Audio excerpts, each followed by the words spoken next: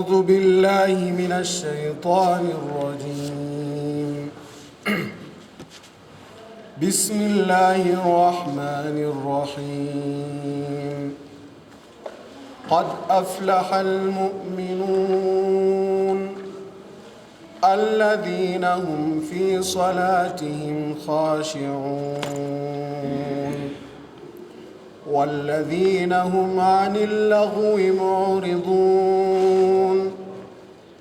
والذين هم للزكاة فاعلون والذين هم لفروجهم حافظون إلا على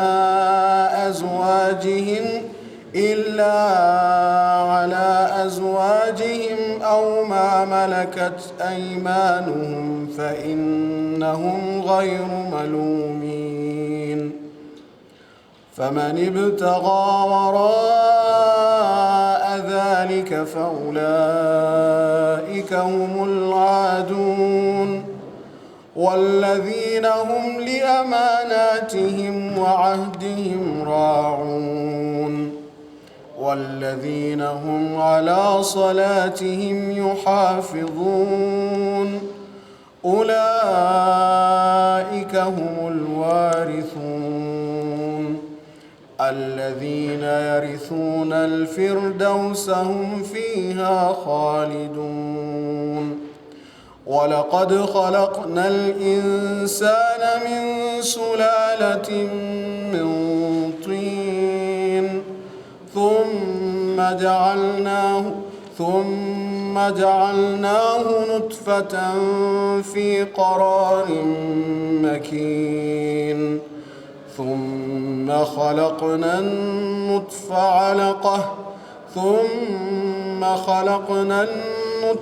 علقة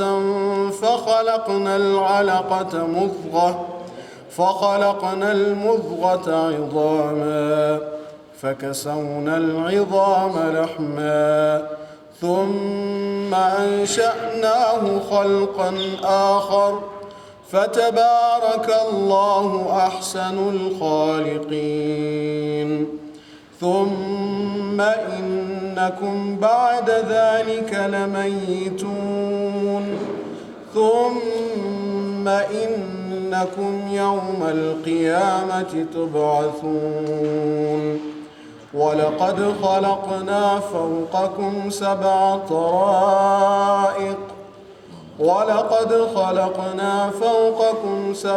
طرائق وما كنا عن الخلق غافلين. صدق الله العظيم.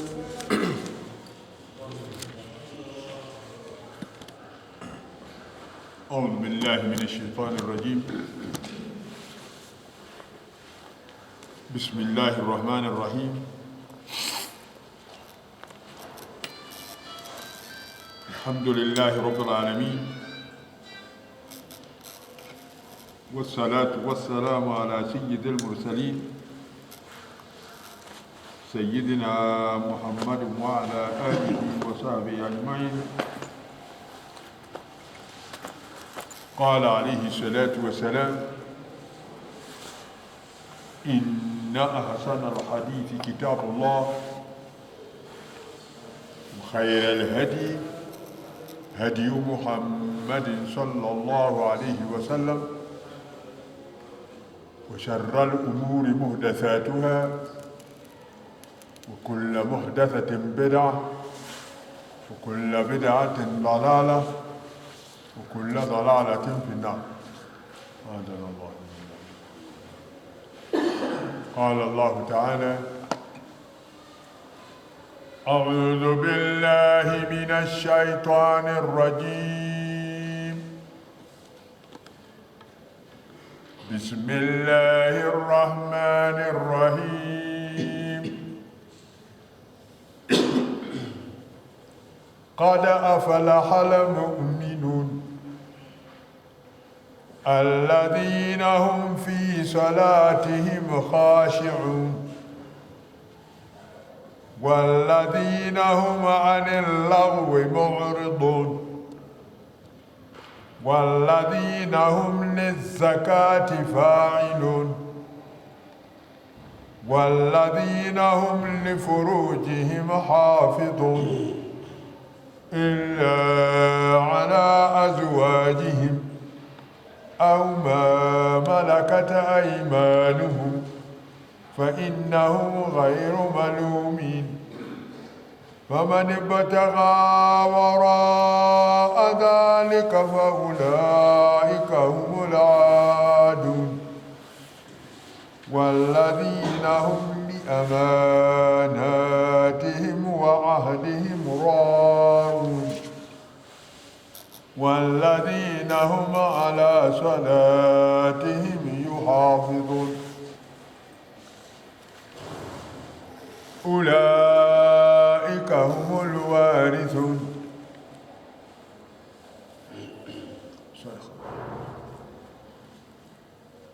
بسم الله الرحمن الرحيم. سورة المؤمنون. سورة المؤمنون ni sura ya 23 katika Qur'an.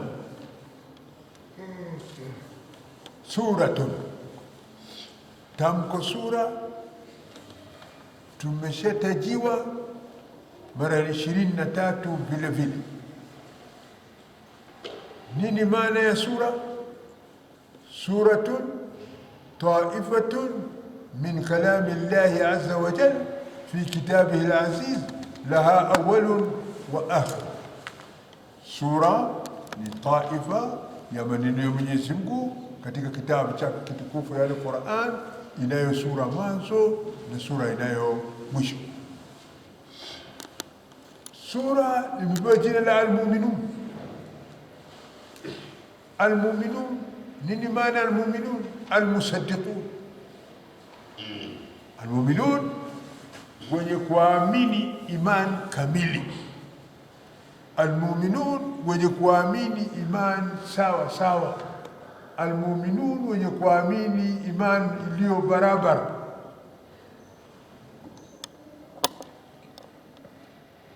Makkiya, sura iliteremshwa Maka.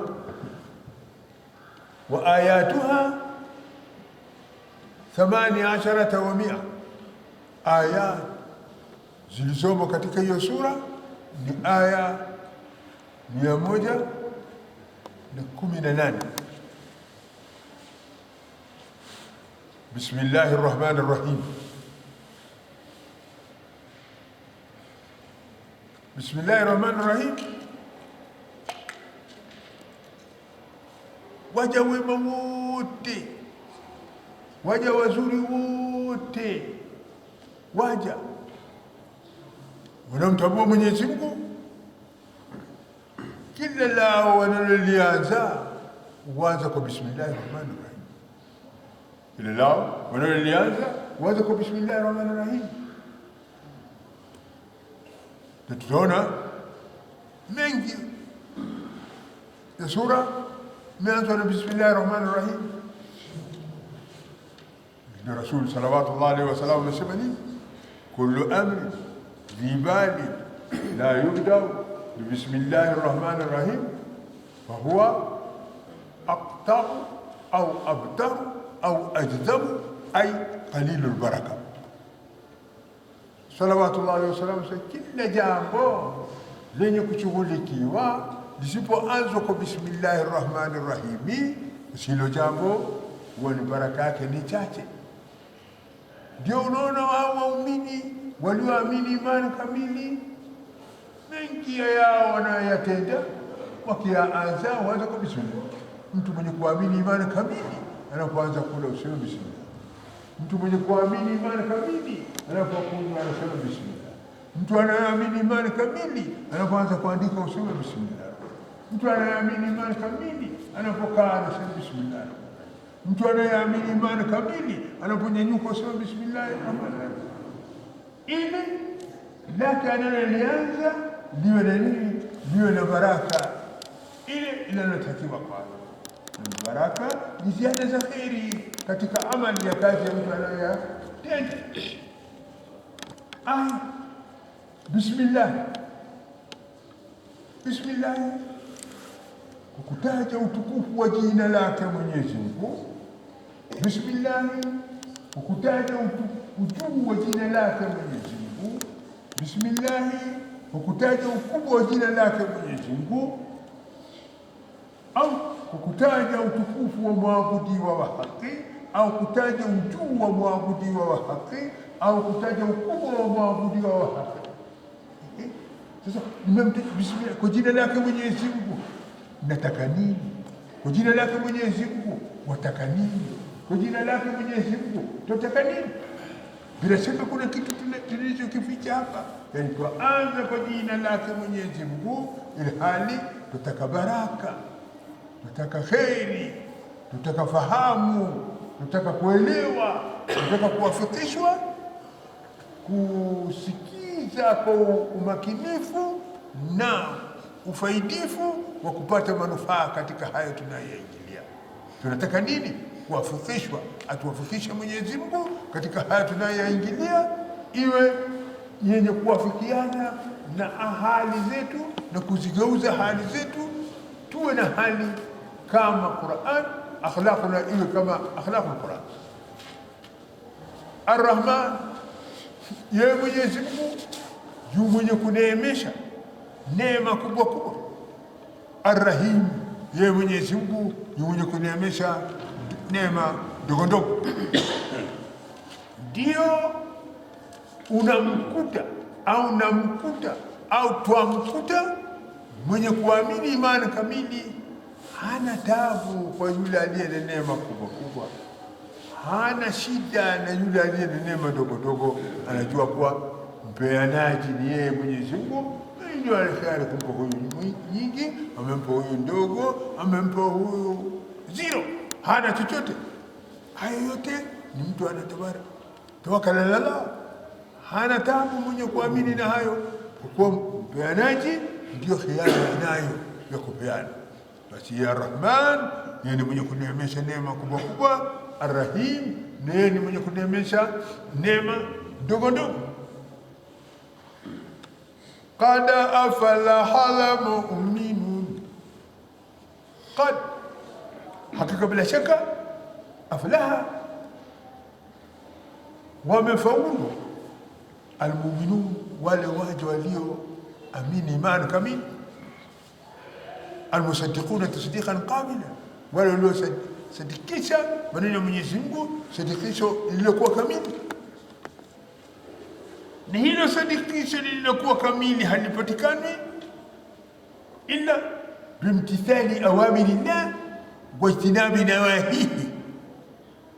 Imani iliyokuwa kamili, sadikisho lenye kusadikisha imani iliyokuwa kamili halipatikani illa bimtithali awamirillah, kwa kuweka maamrisho ya Mwenyezi Mungu katika vitendo, wa ijtinabi nawahihi, na kujitenga mbali na makatazo ya nani? Yake Mwenyezi Mungu. Sasa imani kamili, moyo ndio unaoamini, moyo ndio inayoamini hayo ambayo yamo ndani ya Qur'an, hayo ambayo Mwenyezi Mungu anaueleza katika Qur'an, hayo ambayo Rasul sallallahu alaihi wasallam kaja nazo. Moyo ndio inaamini. Baada ya moyo kuamini imani kamili, kisha ulimi sindikizo, ukawa unasindikiza moyo kwa kuitamka yale ambayo moyo umeamini kwayo. Ulimi ikawa sindikizo la kumsindikiza moyo kwa kuyatamka yale ambayo moyo umeamini kwayo. Sasa ulimi ndio inasema, ulimi ndio inatamka, ulimi ndio inaeleza container hii imecontain kitu gani, mwili huu umebeba kitu gani, body hii imebeba kitu gani, imebeba imani au imebeba unafiki au imebeba ushirikina au imebeba ukafiri. Ulimi ndio utasema, ulimi ndio utasema. Sasa moyo umeamini imani kamili, ulimi ndio utatangaza hiyo imani iliyomo moyoni. Imani ya hali gani? Na isitoshe moyo umeamini, ulimi umetamka, viungo vikatenda kama ilivyo. Viungo vikatenda kama nini? Kama ilivyo. Amini kwayo moyo, na kama ilivyo tamka kwayo ulimi. Kama ilivyo tamka kwayo nini? Ulimi. Sasa viungo ni nini? Viungo, masikio. Masikio yakisikia Qur'an, yanasikia kwa samaa qabulin, usikizi wa kukubali, wa samaa amalin, na usikizi wa kufanya nayo kazi. Huku ndiko kusikia.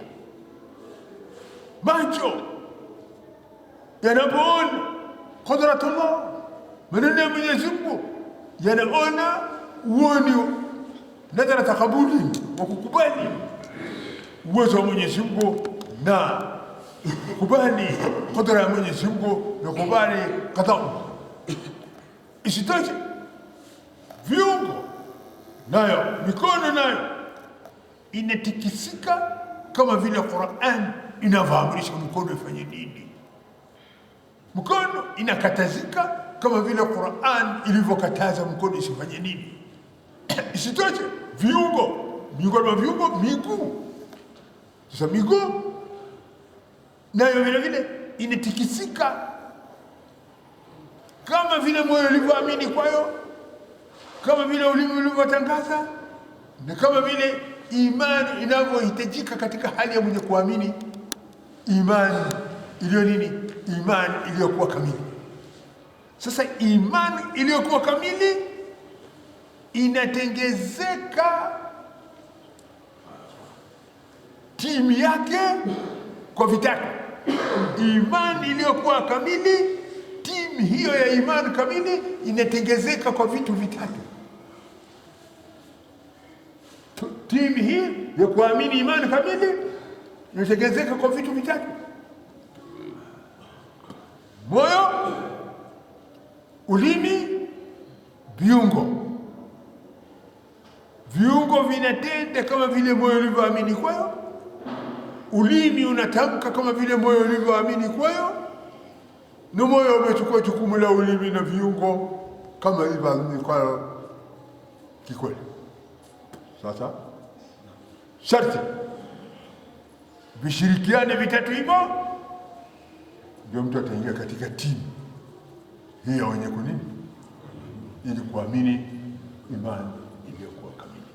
Ndio Mwenyezi Mungu ananipa habari, Mwenyezi Mungu anakupa habari, Mwenyezi Mungu anatupa habari, akituambia, anatuambia nini Mwenyezi Mungu? Qad aflaha almu'minun, hakika bila shaka wamefaulu wenye kuamini imani kamili, wamefuzu wenye kuamini imani kamili, wamenali saada wenye kuamini imani kamili. Suali, je, inatosha tu mimi kuambiwa wenye kuamini imani kamili muuminu? Je, inatosha kwako wewe kuambiwa tu wenye kuamini imani kamili ni muuminu? Je, inatosha kwetu kuambiwa sisi wenye kuamini imani kamili kuwa ndio muuminu? Bali Mwenyezi Mungu ameona inafaa zaidi, inaelekeza zaidi kwenye sawabu, kwenye haki, aeleze, aseme hao wenye kuamini imani kamili ni watu wa namna gani, walio na sifa gani, walio na sura gani, walio na rangi gani, walio na rangi gani. Mimi sijui wenye kuamini imani kamili, wewe hujui wenye kuamini imani kamili, na sisi hatujui wenye kuamini imani kamili. Sasa yeye mwenyewe Mwenyezi Mungu atuambie nani mwenye kuamini imani kamili ni watu gani. Yeye mwenyewe Mwenyezi Mungu atuambie wenye kuamini imani kamili ni watu gani, ni waja gani. Anaanza Mwenyezi Mungu baada ya kusema wamefaulu, wamefuzu, wamenali sada wenye kuamini imani kamili. Je, hao wenye kuamini imani kamili ni watu wa namna gani?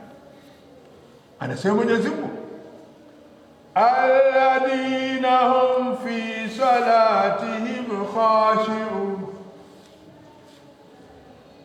Sifa ya kwanza ya kueleza wenye kuamini imani kamili, anasema Mwenyezi Mungu wenye kuamini imani kamili, alladhina, wao ni wale waja ambao fi salatihim, wao katika sala zao, khashi'una, ni wenye kuogopa,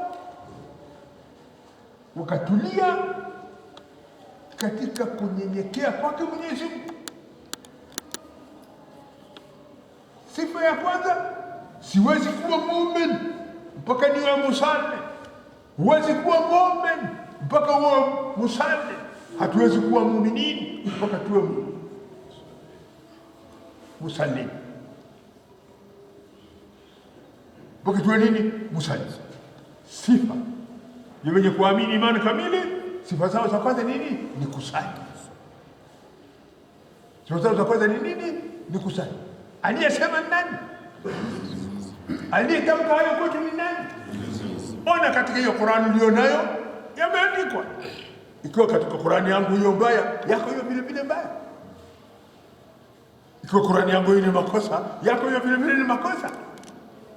Unasema muuminin, wenye kuamini imani ya kweli, wenye kuamini imani ya haki, alladhina, wao ni wale waja ambao wao fi salatihim, katika sala zao, khashi'un, ni wenye kunyenyekea kwake Mwenyezi Mungu, kuogopa Mwenyezi Mungu, wakatulizana katika ibada kama itakikanavyo.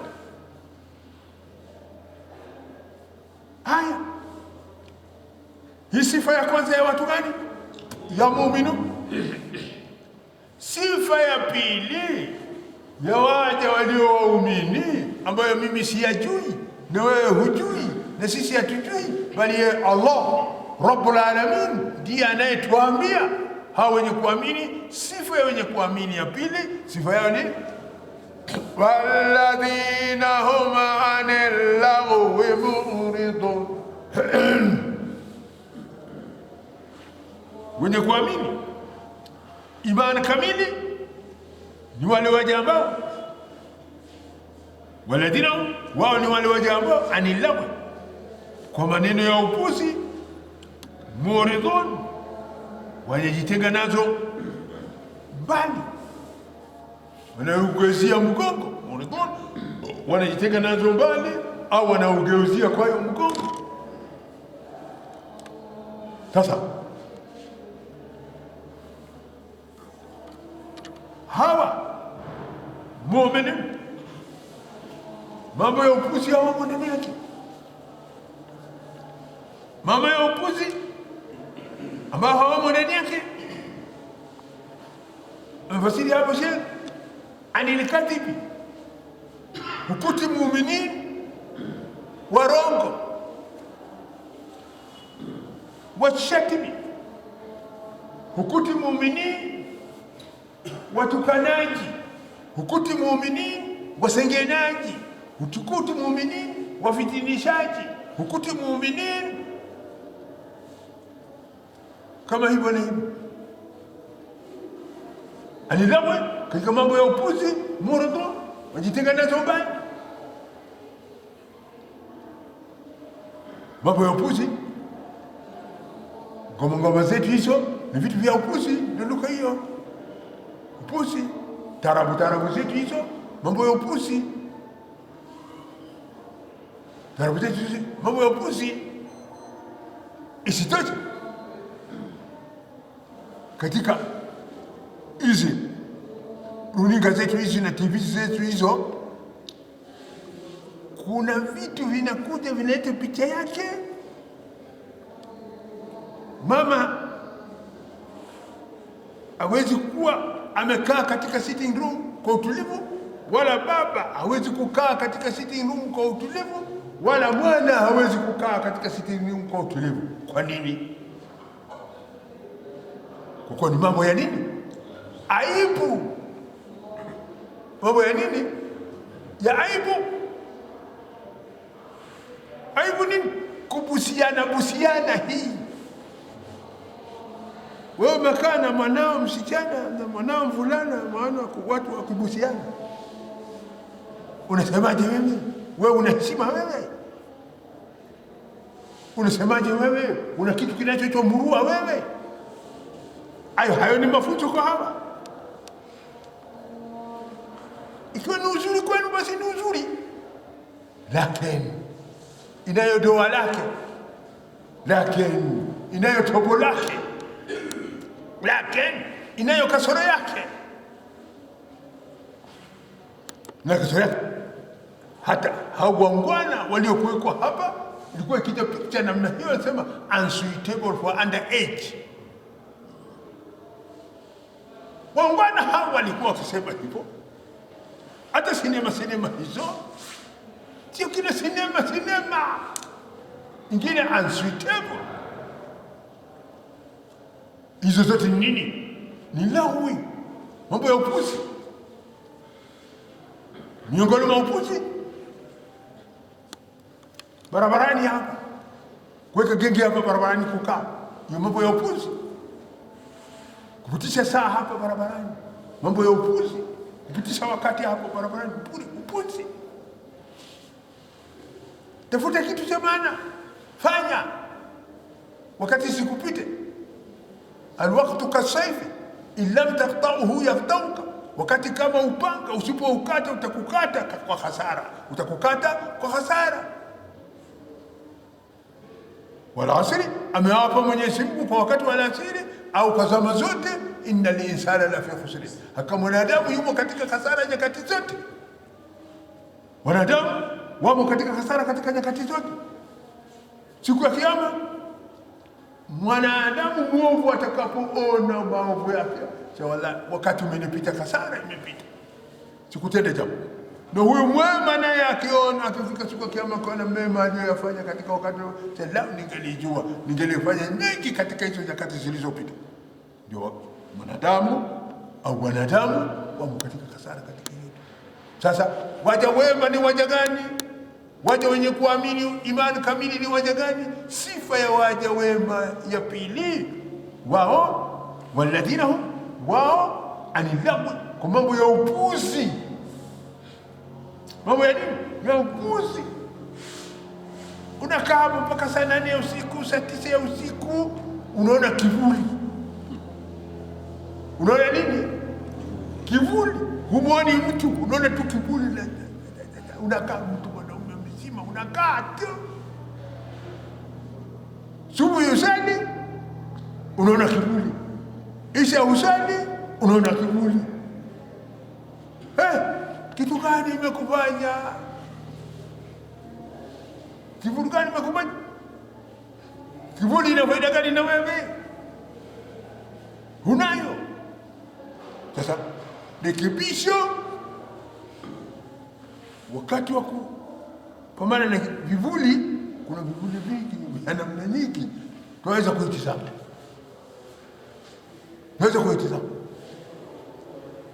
Kuna vivuli vya maana na vivuli visivyokuwa vya maana. Kuna vivuli vya upuzi na visivyokuwa vya upuzi. Tuchague, sio kila kivuli ni kivuli cha kutizama. Sasa waja wema walioamini imani kamili, wao anilamu mambo ya upuzi, mambo yasiyo na maana, mambo yasiyo na faida, wao muridun, wanajitenga mbali, wanaugeuzia mgongo. Hii ni sifa ya pili ya waja walio nini? Amini imani iliyokuwa kamili. Anayetuambia ni nani? Mwenyezi Mungu ndiye ananiambia, Mwenyezi Mungu ndiye anakuambia, Mwenyezi Mungu ndiye anayetuambia. Sifa hii ni sifa ya pili ya waja walioamini imani kamili. Mambo ya upuzi hawamo ndani yake. Humkuti mwenye kuamini imani kamili anashirikiana katika mambo ya upuzi. Humkuti mtu mwenye kuamini imani kamili anashirikiana katika mambo yasiyokuwa na maana, yasiyokuwa na faida. Walladhina hum lizakati fa'ilun. Sifa ya tatu ya wenye kuamini imani iliyokuwa kamili, anatuambia Mwenyezi Mungu, waja walioamini imani kamili, walladhina hum, na wale waja ambao hum wao lizakati, kwa kutoa zaka, Failun wanatenda vitendo vya kutoa zaka, wanatoa zaka, wanatoa sadaka, wanatoa tabaruat, wanatoa nafilat. Sasa kazi ya mtu mwenye kuamini, yeye nguzo zilizofaradhishwa kwake anazitukuza, nguzo zilizofaradhishwa kwake anaziheshimu, nguzo zilizofaradhishwa kwake anaziweka katika vitendo. Sasa Mwenyezi Mungu katika kubainisha kwetu, kutubainishia kuwa wenye kuamini, walladhina hum, wao ni wale waja ambao bizakati, kwa kutoa zaka, failun, wanafanya wanatekeleza, yani wanatoa zaka na wanatoa sadaka. Sasa lau mu'minun wangelikuweko, mu'minun wangelikuweko, na tukisema mu'minun, wale mu'minuna wa kweli wenye kuamini imani ya kweli wangelikuweko, ingelikuwa shida za hao masakini wetu ingelipunguka, tabu ya hao fukara zetu zingelipunguka, na maitamu wetu hawa watoto wasiosoma hiyo kwa sababu kukosa nini, hii ingelimalizika. Kwa kuwa imani ingelitupeleka tufikirie hali ya community, hali ya umma. Imani ingelitupeleka tufikirie hali ya nani? Ya umma. Lakini sote tumeharibika hapa kwa ajili ya upungufu wa imani. Tumo katika fikira ya upati,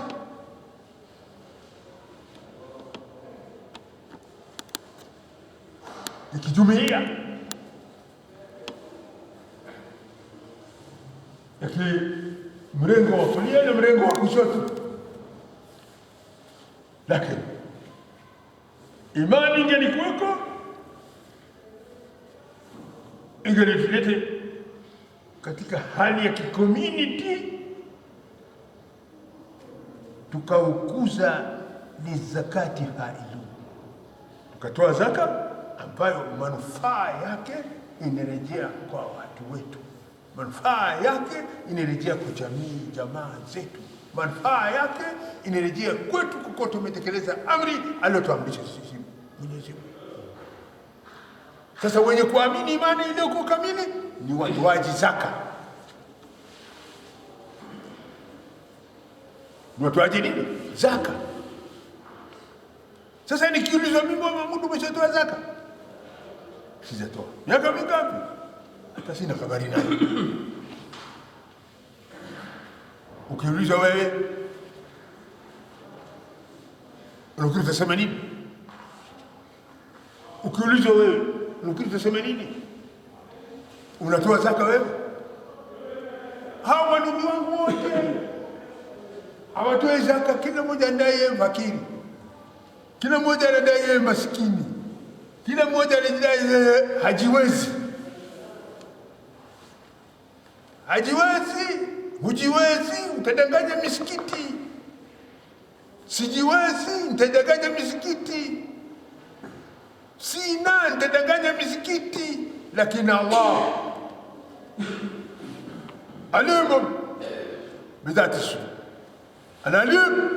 ana elimu kamili, yeye ana elimu vifuani nyoyoni. Tunamdanganya.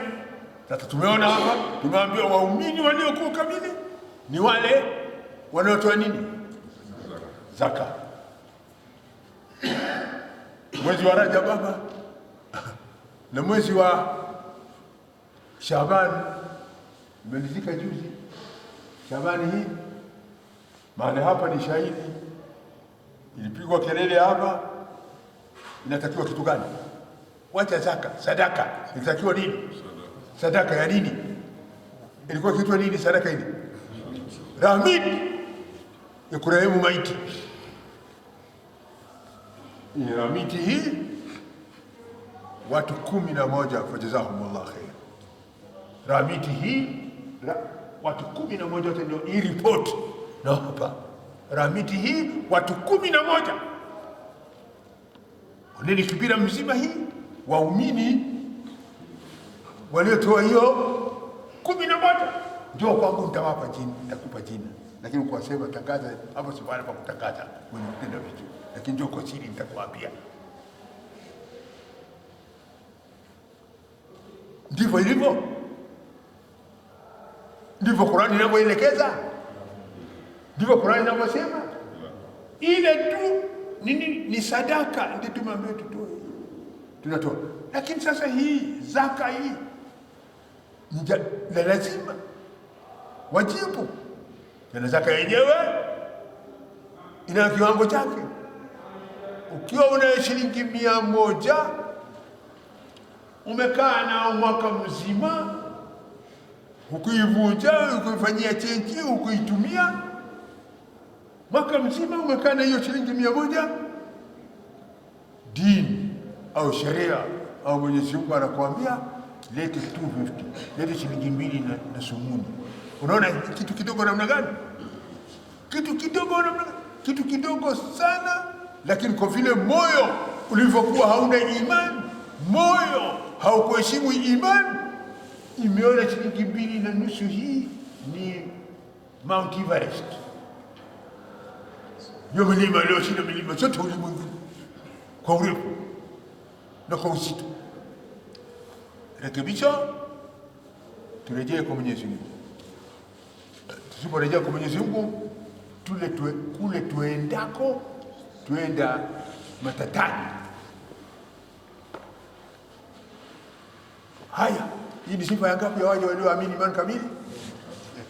Sifa hii ni ya 3 ya wale waja walioamini imani kamili. Hizo sifa tumeambiwa na nani? Mwenyezi Mungu ndiye aliyetuambia toka kutangu.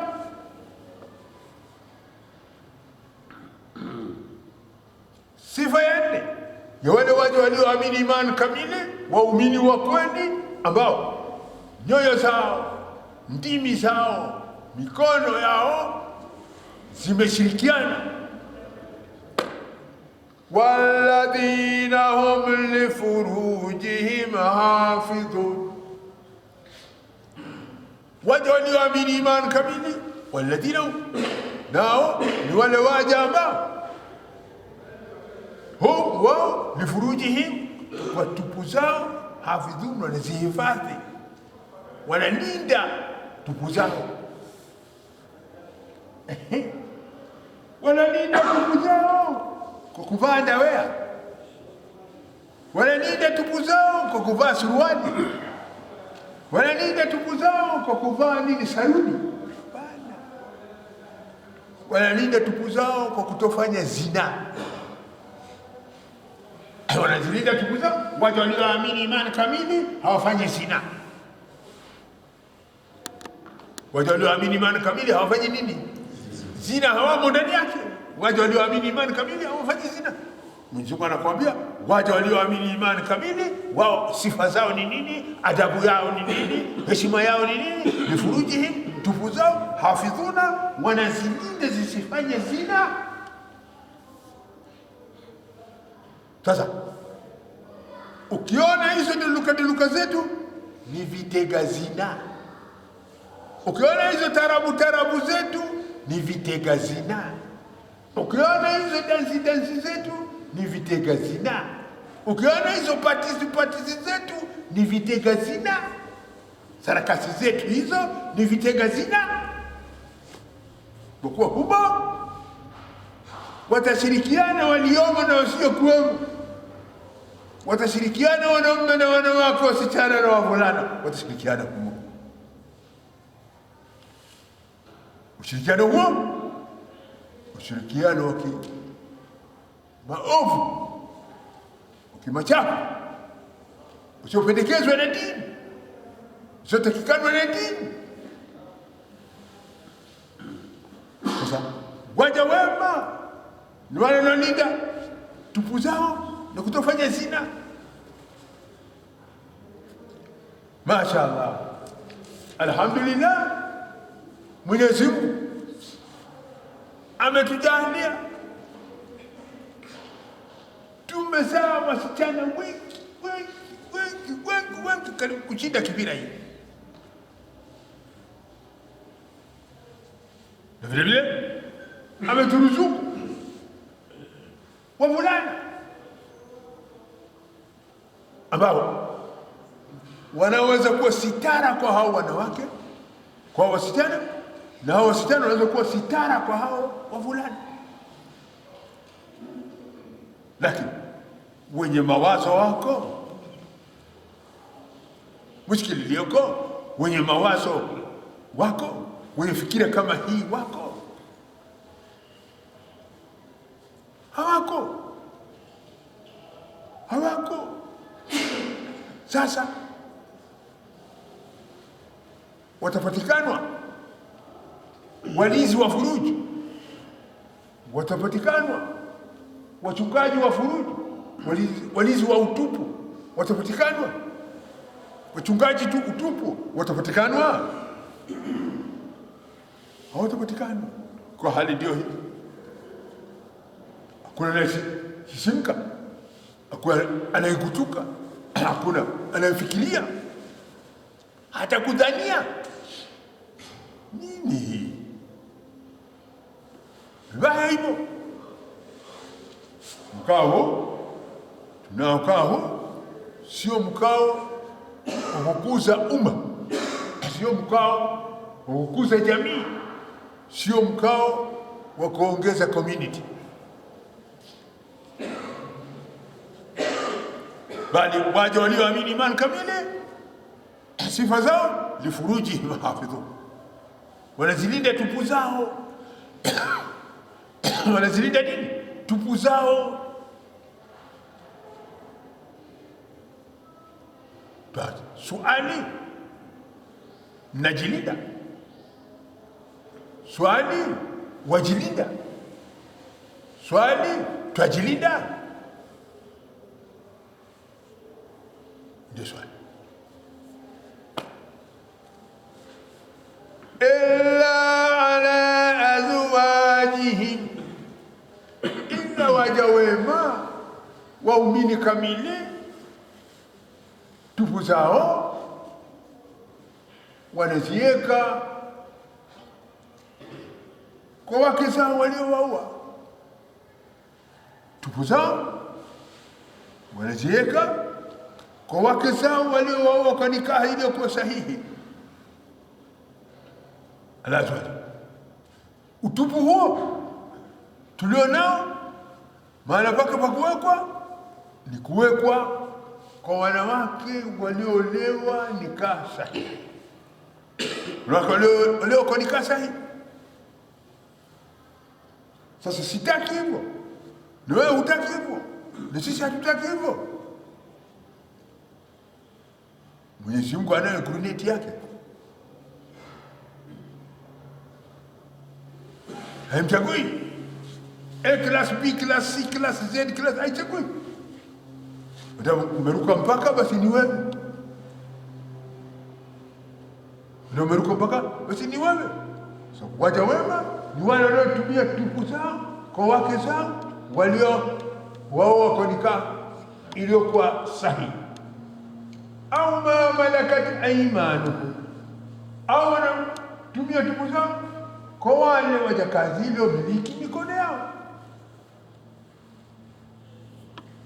Fa innahu ghayru malumin, bila shaka hao wenye kuweka tupu zao kwa wake zao waliowaoa wajakazi wao, hao si wenye kulaumiwa, kwa kuwa wameweka tupu zao katika pahala paliporuhusiwa, kwa kuwa wameweka tupu zao katika pahala paliporuhusiwa. Maneno ni kauli aliyoweka tupu zake pahala pasiporuhusiwa.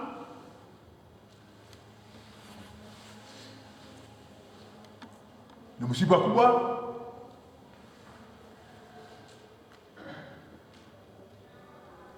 Uozi umekuwa jambo zito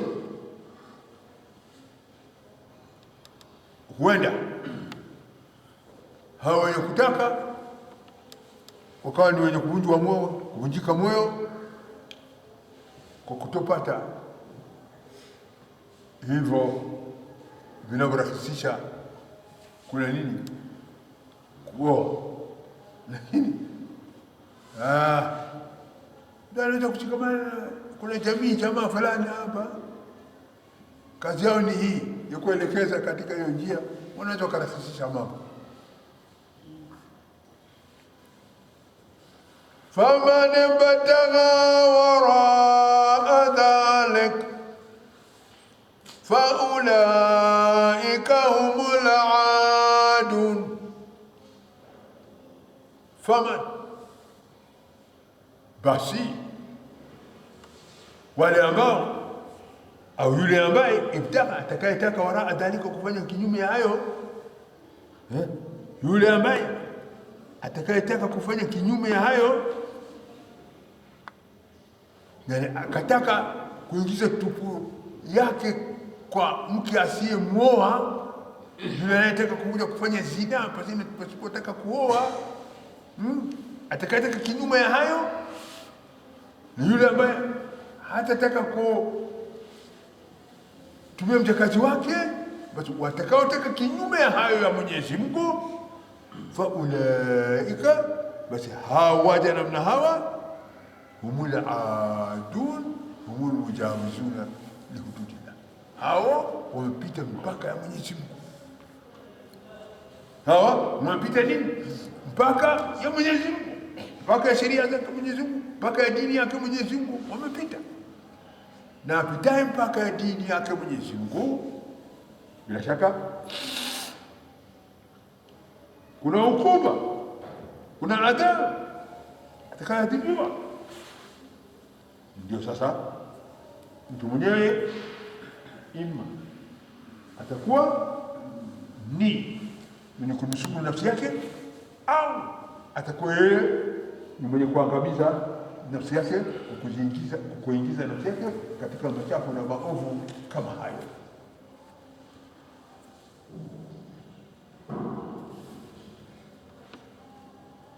Na miongoni mwa sifa ya waja waumini walioamini imani kamili, ambao mimi siwajui, wewe huwajui, sisi hatuwajui, anapelekea Mwenyezi Mungu anasema miongoni mwa waja walioamini imani kamili, miongoni mwao wao kina nani? walladhina hum liamanatihim wa ahdihim ra'un.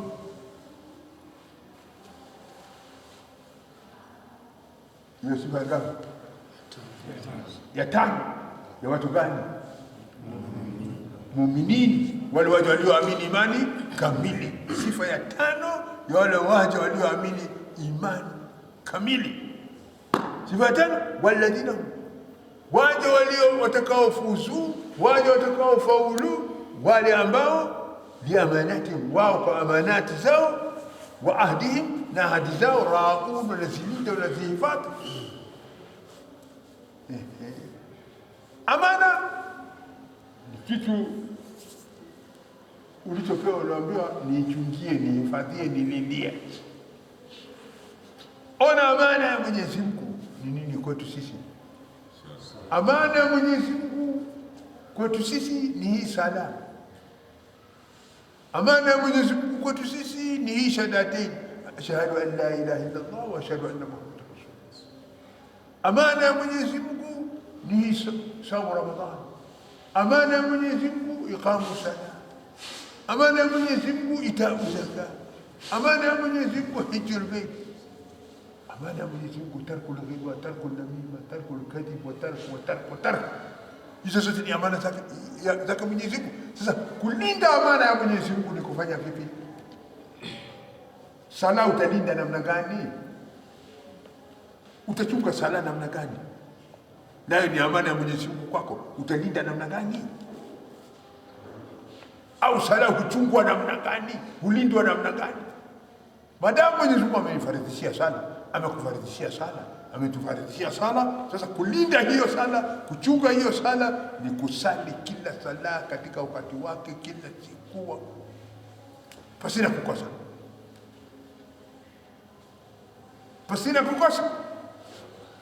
Sasa uwe mgonjwa, wewe njaa, una dhiki au una shida, una nini, au uchi au una nini, au uwe mgonjwa, pasina kukosa, amana hiyo utekelezwe.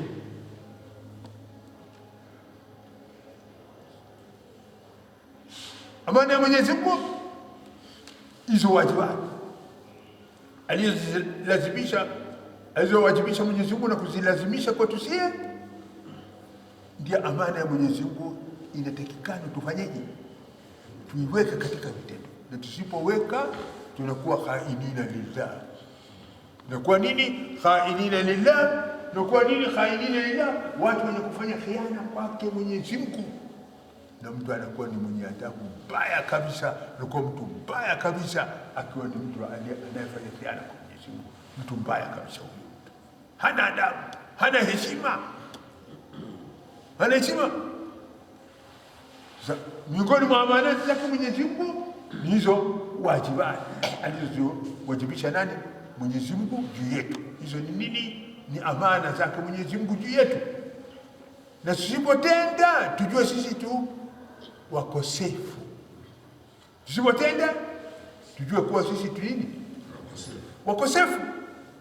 Sasa tukiweka mizani ya Qur'an, kilo ya Qur'an, ratili ya Qur'an na hayo maneno, tutakosa kujua hali zetu ni namna gani? Tutakosa kujua hali zetu ni namna gani? Hii mizani ya Qur'an tutakosa kujua, tunajua. Sasa ukitaka kujiona, fungua Qur'an namna hiyo, looking glass. Ukitaka kujifahamu, fungua Qur'an tu namna hiyo, ona, utajijua wewe ni mtu wa namna gani. Ukitaka kujijua, fungua nini? Fungua Qur'an tu, soma namna hiyo, elewa maana yake, utajua wewe ni mtu wa namna gani, pasina kuambiwa wewe ni nani. Sasa wenye kuamini imani iliyokuwa kamili, liamanatihim, wao kwa amanati zao walizowekewa na Mwenyezi Mungu, wa ahdihim, na ahadi zao walizowekeana na wanadamu wenzao, raun, wanazilinda, wanazihifadhi, wanazilinda, wanazihifadhi, wanazitekeleza. Nao hao muuminin qaimuna alaiha bihifdhiha wa islahiha, wanatizama amana kwa kuzilinda na kuzitengeza. La yakhununa idha tubi, hawafanyi khiana pindi wakiaminiwa juu ya jambo. Wala yanquduna ahdahum idha ahadu, na wala muuminin hawatengui ahadi zao wakiahidi. Watu wenye kuamini imani kamili hawavunji promise. Watu wenye kuamini imani kamili ni wenye kukeep promise, wenye kukeep promise, wenye kukeep promise. Yale aliyosema wanaweka katika amali. Hiyo ni sifa ya ngapi ya wenye kuamini? Ya sita. Sifa ambazo amezitaja Mwenyezi Mungu, anatubainishia wenye kuamini imani kamili. Wenda mimi nadai mimi nimeamini imani kamili, basi mimi nimo. Wenda mimi nasema mimi nimeamini imani kamili, je, mimi nimo? Kama simo, nijirekebishe. Ikiwa mimi ni namna hiyo, wewe je? Wewe vile vile ufanyeje? Ujirekebishe. Ujifanyeje? Ujirekebishe. Sasa Islami hii sibghat Allah, wa man ahsanu min Allah sibgha. Islami hii ni nini? Pako lake Mwenyezi Mungu aliloliweka, na hapana pako zuri kama lake Mwenyezi Mungu. Hapana anaweza kuescape hayo anayosema Mwenyezi Mungu. Hakuna anaweza kuruka hata kilete wakili from hate, hawezi. Hawezi. Haya, sifa nyingine ya wenye kuamini imani iliyo kamili. Walladhina hum ala salatihim yuhafidhun, walladhina hum ala salatihim ala salawatihim yuhafidhun. Kuamini imani kamili. Alladhina, wao ni wale waja ambao ala salawatihim, wao kwa sala zao yuhafidhun, wanadumu kuzisali kila siku salata. Ona ile sifa ya kwanza ile, alladhina hum fi salatihim khashi'un, wao wananyenyekea kwa Mwenyezi Mungu. Ile huko mbali ya kunini, ya kunyenyekea na kuogopa kwa Mwenyezi Mungu na kutulizana kwa Mwenyezi Mungu. Sawa? Hiyo ingine, hiyo sio ile ya kwanza. Hiyo walladhina hum, na wenye kuamini imani kamili, wao ala salawatihim, wao kwa sala zao yuhafidhun, wanazilinda, wanazihifadhi. Yani subhi wanasali wakati wake, alfajiri wanasali wakati wake, dhuhuri wanasali wakati wake, alasiri wanasali wakati wake, magharibi wanasali wakati wake, isha wanasali wakati wake. Ni sifa ya waja walio nini? Amini imani kamili. Ndio mwenye kuamini imani kamili ni mwenye kuzisali sala 5 kila siku, kila moja katika wakati wake, kwa kudumisha. Kwa kunini? Kwa kudumisha. Huyu ndio mwenye kuamini imani kamili. Kama hapo hivyo, yuko katika klasi ya nani? Ya muslimin. Muslimin ni second class. First class muuminin. First class ni muuminin. Muuminin ni mbali na muslimin ni mbali.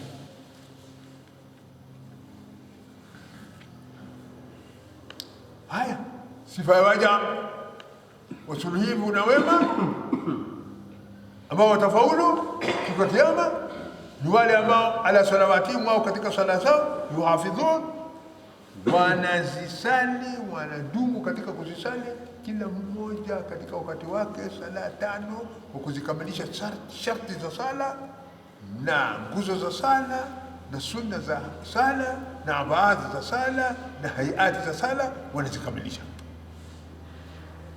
Sasa hizo sala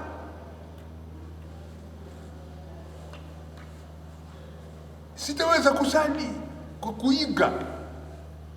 Sitaweza kusali kwa kunini? Kwa kuiga. Wanatukita kusali hapa, anayetusalisha anaitwa nani? Imam. Anayetusalisha anaitwa nani? Imam. Sasa imam anatuendesha. Imam anatufanyaje? Imam anatuendesha. Sasa hiyo tunamwika nani? Allah Akbar. Basi tunafuata. Je, kumfuata imamu inatosha? Kumwiga imamu inatosha? Kuendekizana na imamu inatosha? Haitoshi. Haitoshi. Sasa ukisali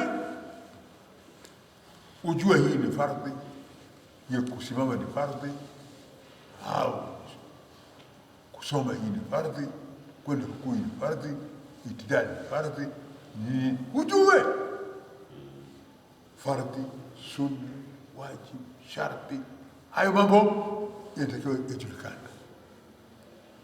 na hayo mambo kujulikanwa kwake, hayo mambo kujulikanwa kwake hautajulikanwi mabarazani au hautajulikanwi magengeni, hautajulikani mavilabuni, au hautajulikani njiani au gazetini. Hayo mambo